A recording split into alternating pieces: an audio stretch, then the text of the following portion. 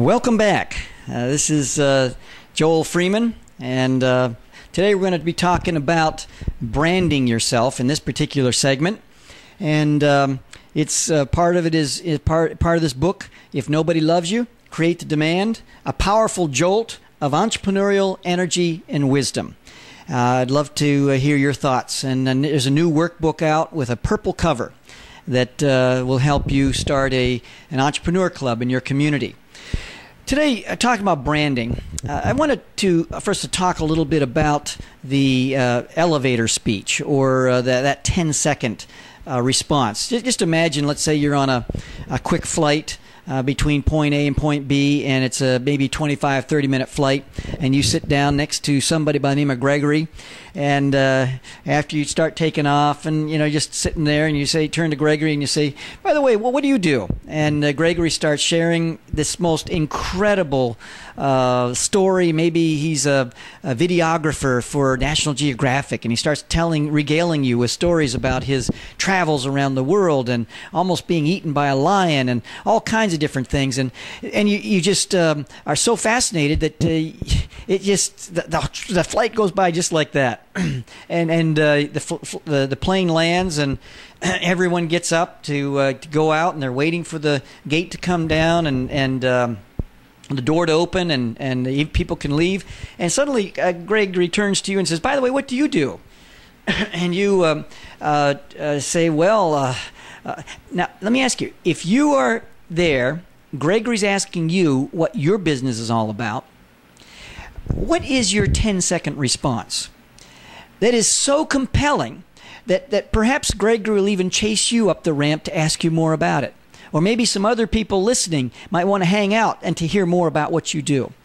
My point is this, is that it's important to know, to have different responses for different situations, but also to have responses for 30 seconds, for a minute, for 90 seconds, for 5 minutes, 10 minutes, 15, 20, 30, 45, an hour long, and to be able to gauge your audience. And what's very important also is to realize that, or to reintroduce ourselves to the fact that we have 2 ears and 1 mouth. Now, there's a parable there somewhere, and I think it's there to remind us to listen at least 2 times more, at least twice as much as we speak.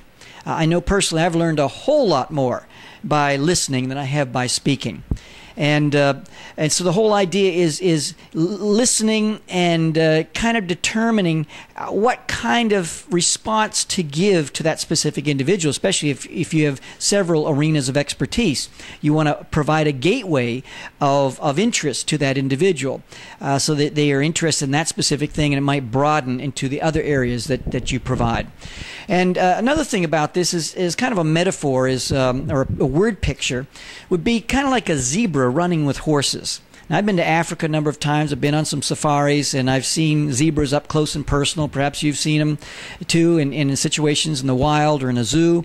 And they run like a horse, look like a horse in many ways, just in terms of form, the mane, the tail, the snorting. But you put that zebra, that one zebra, in the midst of a bunch of horses stampeding or running wild.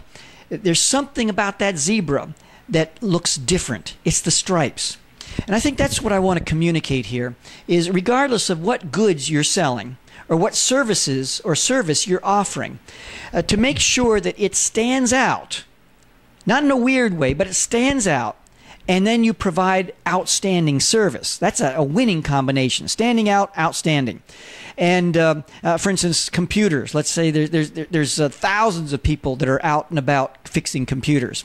Now, what if you got on a white lab coat, had a plastic pocket protector, had a special pair of glasses where you put masking tape in the center, and you kind of take this thing to the nth degree, like you've just escaped from the basement of the science center, and you have high water pants that are about 2 to 3 inches too short, and you kind of show up and you get a little giggle going, but then you fix the computer. That's a zebra running in the midst of horses. And I think that's a wonderful thing. Just on a personal level, I thought long and hard, and I came up with 7 words that became the brand for my company, the Freeman Institute. And those 7 words are dealing with people who drive you crazy.